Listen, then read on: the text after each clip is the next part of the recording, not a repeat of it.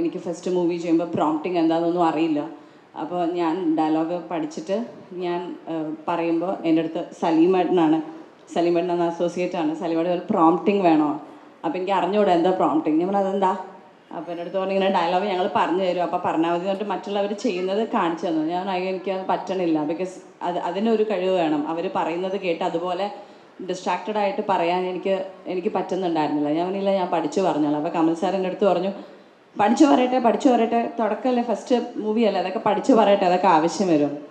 അങ്ങനെ എനിക്ക് ബൈഹാർട്ട് ചെയ്ത് പറഞ്ഞത് തന്നെയായിരുന്നു എനിക്ക് ഭയങ്കര ഈസി. കാരണം ഞാനൊരു കോൺവെൻറ്റിൽ പഠിച്ചുകൊണ്ട് എനിക്ക് ബൈഹാർട്ട് ചെയ്യാന്ന് പറയുന്നത് ഭയങ്കര ഈസി ആയിരുന്നു.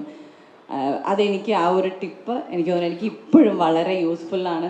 ഇപ്പോൾ ഈവൻ കന്നഡ ചെയ്യുമ്പോഴും തെലുഗു ചെയ്യുമ്പോഴൊക്കെ ഞാൻ ഫുൾ ഡയലോഗ്സ് എഴുതിയെടുത്ത് ബൈഹാർട്ട് ചെയ്തിട്ടാണ് പറയുക. അപ്പം അങ്ങനെ ഒരു ചിലരെങ്കിലും എൻ്റെ അടുത്ത് ഇങ്ങനെ ബൈഹാർട്ട് ചെയ്ത് തരുമ്പോൾ ഞാൻ ഈ കഥ ഇടയ്ക്കിടയ്ക്ക് പറയും, സാർ പറഞ്ഞിട്ടില്ല, പഠിച്ച് പറഞ്ഞാൽ മതി എന്നുള്ള.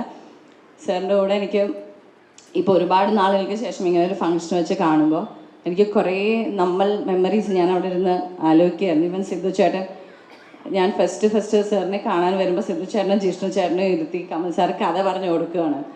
അന്ന് കമൽ സാർ ഇത്രയും ഒരു ലെജൻഡറി ഡയറക്ടറാണ് എന്നുള്ള ഒരു വലിയ ബോധത്തോടെയൊന്നുമല്ല ഞാൻ അന്ന് സാറിനെ കണ്ടിട്ടില്ല. എനിക്ക് ജസ്റ്റ് 15 വയസ്സേ ഉള്ളൂ. അത് കമൽ സാർ ഒരു ഡയറക്ടർ കമൽ സാർ, ഓക്കെ, അത്രയേ ഉള്ളൂ. അല്ലാതെ എത്രയും ലെജൻഡറി ഫിലിംസ് ചെയ്തിട്ടുള്ള ഒരു മഹത് വ്യക്തിയുടെ മുമ്പിലാണ് ഞാൻ നിൽക്കുന്നത് എന്നുള്ളൊരു ബോധമോ ഒരു സീരിയസ്നെസ് ഒന്നും എനിക്ക് ഉണ്ടായിരുന്നില്ല. മേ ബി അത് തന്നെയായിരിക്കും എനിക്ക് ആ പരിമളം എന്നൊരു ക്യാരക്ടർ സാറിന് ചൂസ് ചെയ്യാനുണ്ടായ പിന്നീട് എൻ്റെ അടുത്ത് പറഞ്ഞത് വന്നപ്പോൾ ആ ഒരു സംസാര രീതി, അല്ലെങ്കിൽ ഒട്ടും സ്ട്രെസ്ഡ് ആയിരുന്നില്ല.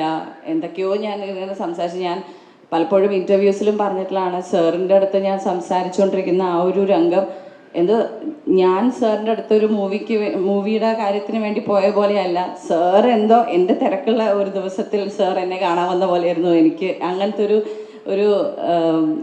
ഒരു രീതിയിലാണ് ഞാൻ സംസാരിച്ചുകൊണ്ടിരുന്നത്. എനിക്ക് ഡാൻസ് ക്ലാസ് ഉണ്ട്, ഡാൻസിന് പോകണം എന്നൊക്കെ പറഞ്ഞു. എനിക്കങ്ങനെ സാറ് പിന്നീട് എൻ്റെ അടുത്ത് പറഞ്ഞിട്ടുണ്ട്, ആ ഒരു സംസാര രീതിയും ഒക്കെയാണ് എനിക്ക് പരിമളം ഇവൾ ചെയ്താൽ കൊള്ളാം എന്ന് തോന്നിയെന്നുള്ളത്.